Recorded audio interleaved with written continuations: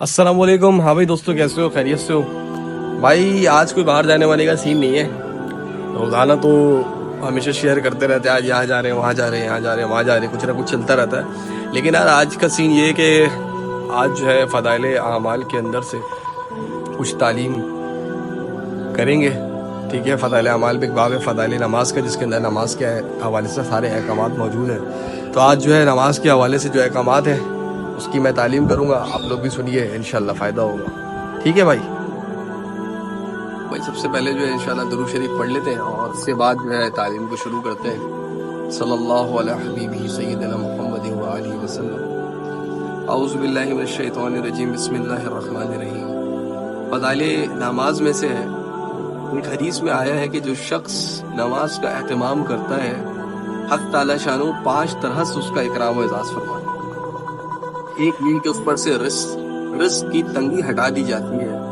दूसरा ये कि उससे अज़ाबे कब्र हटा दिया जाता है। तीसरे ये कि क़यामत को उसके अमाल नामे दाएं हाथ में दिए जाएंगे, जिनका हाल सूरह अल-हाक़ा में मुफस्सिल मज़कूर है कि जिन लोगों के नामे अमाल दाहिने हाथ में दिए जाएंगे वो निहायत खुश व खुर्रम हर शख्स को दिखाते थे। और चौथे ये कि पुल सिरात पे से बिजली की तरह गुजर जाएंगे। पांचवें बगैर हिसाब जन्नत में दाखिल होंगे। और जो शख्स नमाज में सुस्ती करता है उसको 15 तरीके से अजाब होता है। 5 तरीके से दुनिया में और 3 तरह से मौत के वक्त और 3 तरह कब्र में और 3 तरह कब्र से निकलने के बाद। दुनिया के 5 तो ये है। अव्वल ये कि उसकी जिंदगी में बरकत नहीं रहती। दूसरा ये कि सुलह का नूर उसके चेहरे से हटा दिया जाता है।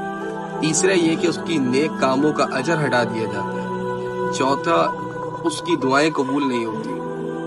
पांचवी ये कि नेक बंदों की दुआओं में से इसका इस्तेहकाक नहीं रहता। और मौत के वक्त के 3 अजाब ये हैं कि अव्वल जिल्लत से मरता है, दूसरे भूख का भूखा मरता है, तीसरा प्यास की शिद्दत में मौत आती है, अगर समुंदर भी पिए तो प्यास नहीं बुझती। कब्र के 3 अजाब ये हैं। अव्वल इस पर कब्र इतनी तंग हो जाती है कि पसलियां एक दूसरे में घुस जाती हैं। दूसरे कब्र में आग जला दी जाती है। तीसरा कब्र में एक सांप इस पर ऐसी शक्ल का मुसल्लत होता है जिसकी आंखें आग की होती हैं और नाखून लोहे के, इतने लंबे एक दिन पूरा चलकर उसके खत्म तक नहीं पहुंचा जाए। उसकी आवाज बिजली की कड़क की तरह होती है। वो कहता है कि मुझे मेरे रब ने तुझ पर मुसल्लत किया है।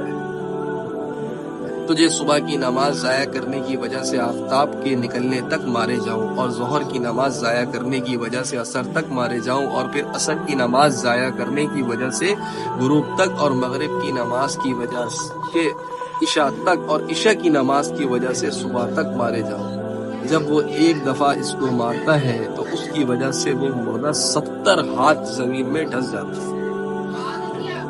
इसी तरह क़यामत तक उसको अजाब होता रहेगा। और कब्र से निकलने के बाद के 3 अजाब ये हैं। एक, हिसाब सख्ती से किया जाएगा। दूसरे, हक़ ताला शानो का उस पर गुस्सा होगा। तीसरे, जहन्नुम में दाखिल कर दिया जाएगा। ये कुल मीज़ान 14 हुए। मुमकिन है कि 15वां भूल से रह गया हो। और एक रिवायत में ये भी है कि उसके चेहरे पर 3 सतर ये लिखी हुई होती हैं। पहली सतर, ओ अल्लाह के हक को ज़ाया करने वाले। दूसरी सतर, ओ अल्लाह के गुस्से के साथ मखसूस। तीसरी सतर, जैसा कि तूने दुनिया में अल्लाह के हक को ज़ाया किया, आज तो उसकी रहमत से मायूस है। बस मेरे काबिल एहतराम दोस्तों, बुजुर्गों, भाइयों, अल्लाह पाक जो कुछ भी पढ़ा गया सुना गया उस पर अमल करने की तौफीक अता फरमाए। अल्लाह रब्बुल इज़्ज़त ने तमाम मुसलमान मर्द और औरत पर नमाज, 5 वक्त की नमाज फ़र्ज की। तो जैसे कि हदीस में है कि जो शख्स 5 वक्त की नमाज पढ़ेगा, अल्लाह रब्बुल इज़्ज़त उसको 5 तरीके के एजाज़ व इकराम से नवाजेंगे। एक दुनिया में, 4 मरने के बाद। दुनिया में से आजकल इंसान सबसे ज़्यादा जो परेशान है वो रिस्क की तंगी के लिए। तो रिस्क की तंगी हमेशा हमेशा के लिए उसके ऊपर से ख़त्म कर दी जाएगी। मरने के बाद की 4 नमाज ये है कि अज़ाब कब्र उसके ऊपर से हटा दिया जाएगा। दूसरा, पुल सिरात पे तेजी से गुजर जाएगा। अमाल नामा सीधे हाथ में लिया जाएगा और बिना हिसाब किताब के अल्लाह पाक उसको जन्नत में डालेगा। भाई, दुनिया में अगर कोई बादशाह या कोई भी एक वजीर आजम इस बात की वादा कर लेता है कि यार मैं आपका ये काम कराऊंगा, तो हम सोचते हैं कि यार वजीर आजम इसने कह दिया तो बात ही बन गई। सारे कायनात के खालिक سارے کائنات کے مالک اللہ رب العزت اس بات کی ضمانت دے رہے ہیں کہ جو آدمی 5 وقت کی نماز پڑھے گا اللہ اس کو یہ سب کچھ عطا کریں گے۔ تو میرے بھائی جس کی ضمانت اللہ لے رہے ہیں اس میں تو کوئی شک و شبہ نہیں۔ تو اللہ پاک مجھے آپ کو ہم سب کو 5 وقت کی نماز پابندی کے ساتھ پڑھنے کی توفیق عطا فرمائے۔ تو بھائی آج کا یہ جو ہمارا بلاگ ہے اس کا مقصد یہ ہے کہ روزانہ تو ہم بہت ساری چیزیں شیئر کرتے ہیں لیکن ایسی چیزیں بھی آپ لوگوں کے ساتھ شیئر کرتے رہیں گے ڈیلی بیسس پہ، کیونکہ اصل مقصد زندگی میں آنے کا یہی ہے۔ اللہ رب العزت نے جو زندگی دی ہے خاص مقصد کے لیے دی ہے، وہ مقصد ہے کہ خود بھی نیک عمل کرے، دوسروں کو بھی اس کی دعوت دے۔ ہم سب کا یقین ہے کہ پیارے نبی محمد رسول اللہ صلی اللہ علیہ وسلم ہمارے آخری نبی ہیں اور قیامت تک اب کوئی نبی نہیں آئے گا۔ وہ ختم نبوت کی برکت سے یہ اتنا اونچا مبارک محنت والا جو کام ہے وہ ہر کلمہ پڑھنے والے کے ذمے کہ وہ خود بھی نیک عمل کرے، دوسروں کو بھی اس کی دعوت دے۔